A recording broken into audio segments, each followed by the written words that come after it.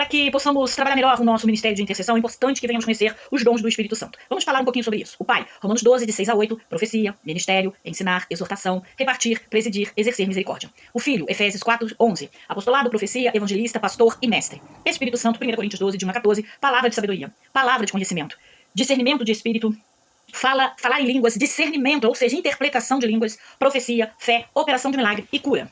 Entenda isso. Vamos falar sobre os 7 Espíritos de Deus. 1. Espírito de sabedoria. 2. Espírito de entendimento. 3. Espírito de conselho. 4. Espírito de fortaleza. 5. Espírito de conhecimento. 6. Espírito de temor. E 7. O Espírito do próprio Senhor. Isaías capítulo 11, de 1 a 2 e Colossenses 2, 9. Também Apocalipse 3, 1, 4, 5 e 5, 6.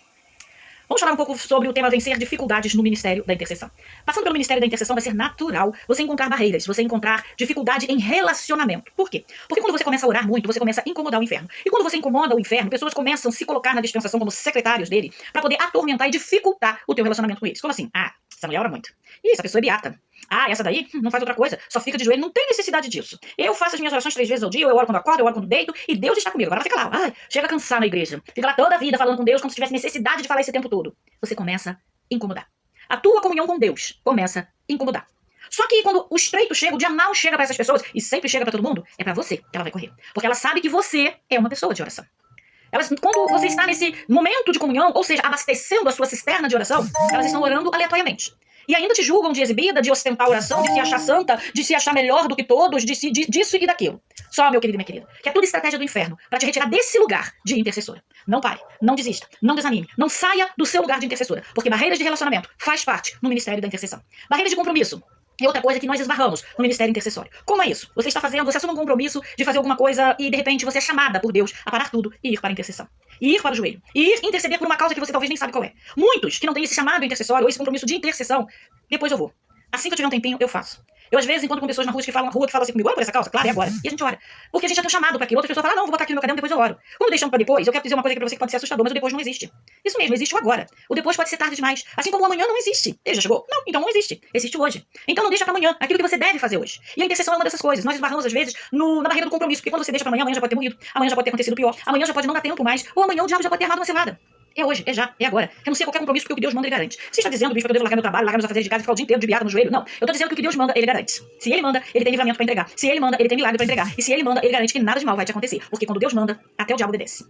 E a terceira barreira que eu quero falar com você é a barreira espiritual. E essa é uma barreira que muitos poucos querem enfrentar, que é a barreira da guerra espiritual. Quando você intercede, você entra em guerra com o campo espiritual. Eu tenho uma pastora que eu já até com ela, que ela falou, nossa, antes de te conhecer, eu não conhecia o campo espiritual. Eu acho que eu era mais feliz, porque eu não sabia que ele existia. E foi assim uma brincadeira muito curiosa pra mim, porque a gente vê que como tem pessoas que podem viver uma vida inteira, ser salva, mas sofrer a vida inteira porque não conhece o campo espiritual, não guerreia com o campo espiritual, não tem autoridade sobre o campo espiritual, e o diabo faz de gato e sapato, porque, querido, salvação não é sinônimo de bênção.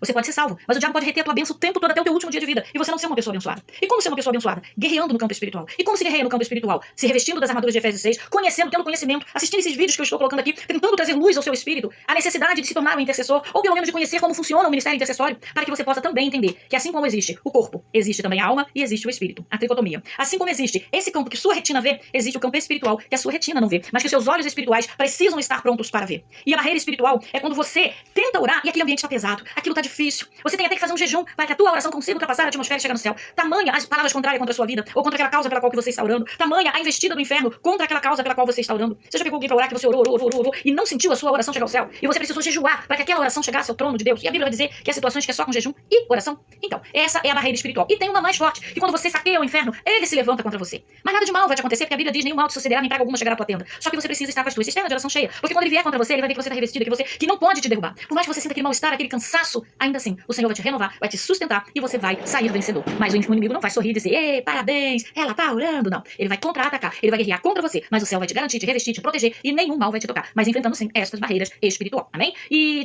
quais são as armas? Para nos proteger, para nos revestir, para nos cuidar, para nos guardar. Começa com o jejum. Sim, jejum. Como eu já disse aqui, né? A caça de demônio, a palavra vai dizer que só sai com jejum e oração. Faça jejum, mas jejua primeiro pela sua vida. Jejue primeiro pelo seu revestimento espiritual. Gente, falando de jejum, tem muita gente que fala pra mim assim, eu não posso fazer jejum porque eu tomo remédio. Queridos, 3 horas que você fizer de jejum, se você fizer em consagração a Deus, tá valendo. Jesus disse, misericórdia, eu quero sacrifício, não. Se você vai fazer um sacrifício de ficar sem comer, pra passar mal, o Senhor nem recebe. Então, se você tem aquelas 3 horinhas, mas é uma horinha de comunhão, de consagração a Deus, vai chegar no céu e vai ser válido, sim. Então, jejue pela sua vida. Depois, jejue pela causa que te pediram para orar quando você, for orar por elas, com sequências de oração. Armas espirituais. Qual é a primeira arma espiritual? Oração. Oração, não canse de orar, ore sempre. Arrependimento. Se você, na hora que você for orar, você sentiu, a Bíblia já diz, né? Se você sentiu que o teu irmão tem algo contra você, vai, se conserte com ele, então se arrependa. Você só pode saber se alguém tem algo contra você se você fez algo contra aquela pessoa. É sobre essas pessoas que Jesus fala. Vai e conserta-te. Conserta. Como é que eu vou me consertar do que eu não fiz? Quando a palavra diz conserta-te com teu irmão, está falando daquilo que você fez contra ele. E não do que ele fez contra você, ou dele cismar com a tua cara e não gostar mais de você. Quanto a esses, descansa do teu coração, você não tem que ir, você não tem que falar nada. Agora, se o teu irmão tem algo contra você, é porque algo você fez. Concorda? Porque tem gente que fala assim também, mas eu não sei, meu irmão não fala comigo, mas eu não fiz nada, eu não sei. Se você não fez nada e não sabe, você não tem obrigação de ir lá que, meu irmão, se eu fiz alguma coisa, me perdoa. Eu já caí muito nessa vibe aí, hoje em dia eu não vou mais não. Depois que o céu me revelou isso, eu já fiquei mais tranquila. Eu entendo que, se eu fiz algo, eu tenho que ir pedir perdão. Agora, se eu não fiz, eu não tenho esse compromisso. Por isso diz, vai e conserta-te. A gente só conserta aquilo que a gente errou. Então, é sobre isso. Arrependa-te do teu erro, conserta-te e vai para a oração, tá? Outra arma espiritual aqui bem interessante é o conhecimento da palavra. Por quê? Porque quando você ora com a palavra, orar a palavra, isso dá ordem no campo espiritual, faz a tua oração ganhar força. Isso mesmo. Você lembra quando Jesus foi para o deserto? Foi conduzido pelo Espírito, porque não foi o diabo nem escolha dele, foi o Espírito Santo que conduziu ele ao deserto. E quando o Espírito Santo conduz ele ao deserto, o que aconteceu? O diabo usou a palavra contra Jesus. E Jesus retrucou com o diabo com a palavra. Então, meu querido, minha querida, ore a palavra.